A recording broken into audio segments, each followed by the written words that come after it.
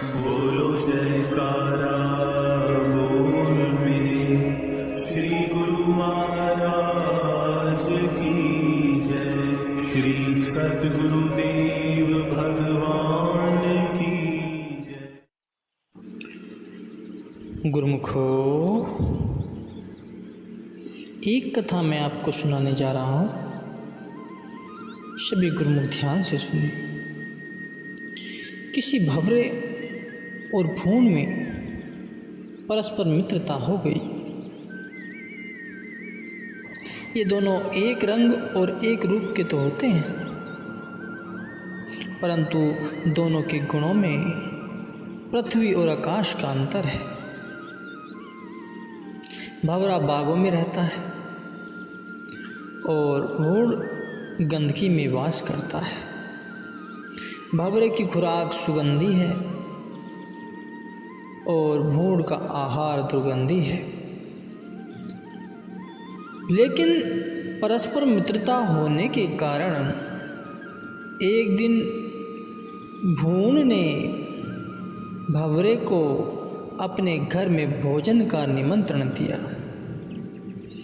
भंवरा जब अपने मित्र के यहाँ पहुँचा तो क्या देखता है कि उसके मित्र ने उसकी खातिरदारी के लिए चारों ओर गंदगी के ढेर लगा रखे।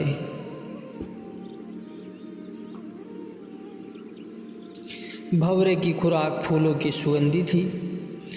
गंदगी में पहुंचते ही दुर्गंध से उसका दिमाग फटने लगा। नाक में दम आ गया। व्याकुल होकर तुरंत वहां से निकला और अपने बाग में जा पहुंचा। दूसरे दिन भूण अपने मित्र को मिलने के लिए बाग में गया।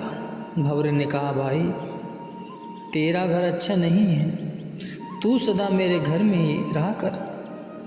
यहाँ भांति भांति के अनेक अनेक प्रकार के फूल खिले रहते हैं और चारों ओर सुगंधी से बाग महकता रहता है। खूब आनंद ले और दिल तथा दिमाग को सुगंध कर। गंदगी में तो तू चिरकाल तक रह चुका है, वहाँ की हालत तो तूने देख ही ली है।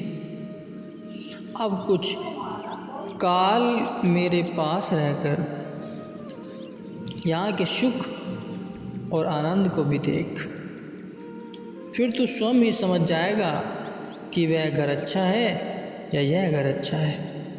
भूण ने अपने मित्र की बात मान ली और वहीं रहने लगा।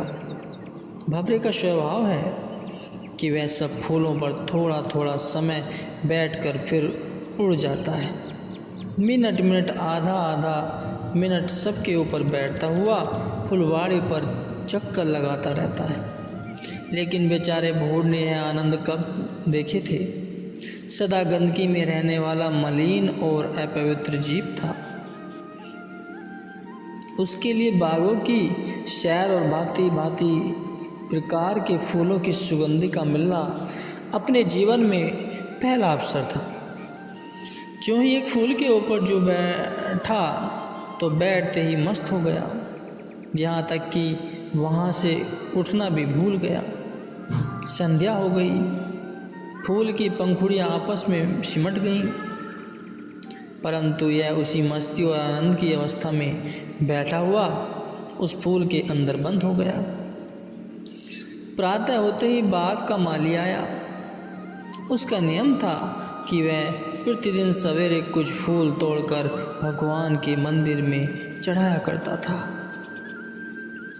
जिस फूल के अंदर भूण बंद था वह फूल भी मंदिर में जा पहुंचा। उधर सूर्य की चमकती हुई किरणें जब भूमंडल पर उतरी तो फूल ने उनको देखकर अपना मुख खोला। भूण बाहर आ गया। क्या देखता है कि सज धज के साथ भगवान की मूर्ति विराजमान है।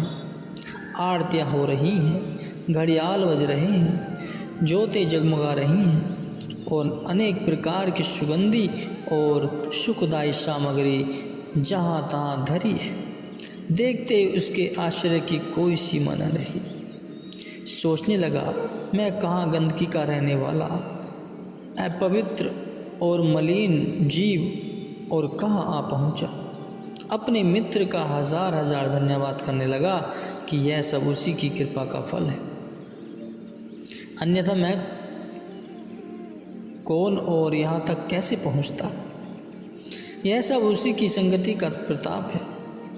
जब 12 बजने को आए तो मंदिर के पुजारी ने पूजा की हुई सामग्री और फूल आदि सब एकत्र कर थाल में रखे और गंगा जी के घाट पर पहुंचाकर उन्हें जल में प्रवाहित कर दिया। फूल की पंखुड़ियों पर बैठा हुआ बूंद गंगा जी में इस प्रकार तैरने लगा जैसे कोई मनुष्य नाव में बैठकर दरिया की लहरों की सैर कर रहा हो। गंगा जी के निर्मल जल के प्रभाव में तैरता हुआ चला जा रहा था कि पीछे से भंवरा भी गुजरा करता हुआ आ पहुंचा। उसने मुस्कुराते हुए पूछा, मित्र क्या हाल है? बूढ़ ने उसका अति धन्यवाद करते उत्तर दिया कि भंवरा अपने मित्र की ऐसी गति को देखकर बहुत प्रसन्न हुआ और वहाँ से विदा होकर खुशी के गीत गाता हुआ अपने बाग में चला गया। कथा कहानियों का अभिप्राय सिर्फ सच्चाई को समझाने का होता है, क्योंकि जो लोग भक्ति के गूढ़ और सूक्ष्म विषयों को ग्रहण नहीं कर सकते, संतों ने उन्हें स्थूल रूप देकर समझाने का यत्न किया है। क्योंकि गूढ़ से गूढ़ आशय को भी यदि कथा कहानी के रूप में वर्णन किया जाए तो सुनने वालों को उसके समझने में बड़ी सुगमता रहती है। वो सरलता और साधारणतः बुद्धि वाले जीव भी उसे पूरा लाभ उठा लेते हैं। प्राय लोग सत्संग के विषय को नहीं समझते। उनके ख्याल का निशाना आमतौर पर कथा कहानी होता है और वे कथा कहानियों को ही सत्संग समझ बैठते हैं, परंतु यह भूल है। सत्संग कथा कहानियों के लिए नहीं होता, बल्कि कथा कहानियाँ सत्संग के वास्तविक स्वरूप को दर्शाने के लिए हुआ करती है। इसलिए जो लोग सत्संग के प्रेमी हैं, उनकी ज़रूरत के लिए इस कथा के अंदर बहुत कुछ सामान मौजूद है। गुरुमुख, सत्संग की महिमा अपरंपार है, इसमें कुछ भी संदेह नहीं है। मतलोक के सिवाय स्वर्ग और वैकुंठ लोक के सुख भी इसकी तुलना में तुच्छ हैं, क्योंकि सत्संग में ऐसा नित्य सुख मिलता है।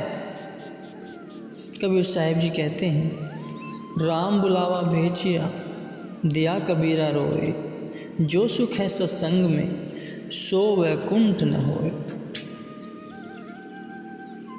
तात स्वर्ग अपवर्ग सुख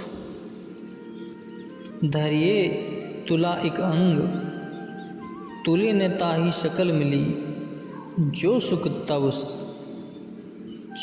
लव सत्संग। तो हे तात, यदि स्वर्गों और वैकुंठों का सुख तराजू के लिए एक पल्ले पर रखें और सत्संग के एक पल भर के सुख को दूसरे पल्ले पर रखें, तो भी सत्संग का पल्ला झुका रहेगा। सत्संग की इतनी महिमा है गुरुमुखों। तो गुरुमुखों, सत्संग जीवन में बहुत आवश्यक है। सत्संग से जीवन का असली जो रहस्य होते हैं उनका पता लगता है, जीने की सही राह प्राप्त होती है।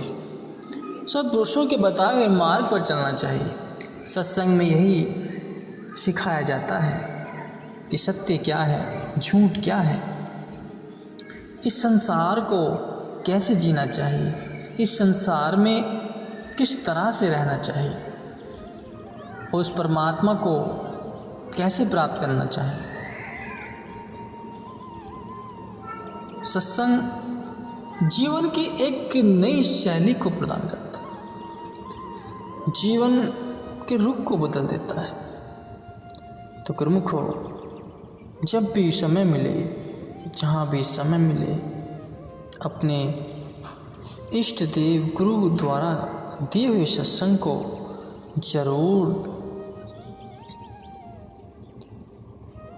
जरूर सुने, उसमें शामिल हों और उसमें बताए हुए मार्ग पर अग्रसर हों, तभी जीवन सफल हो सकता है। गुरुमुख।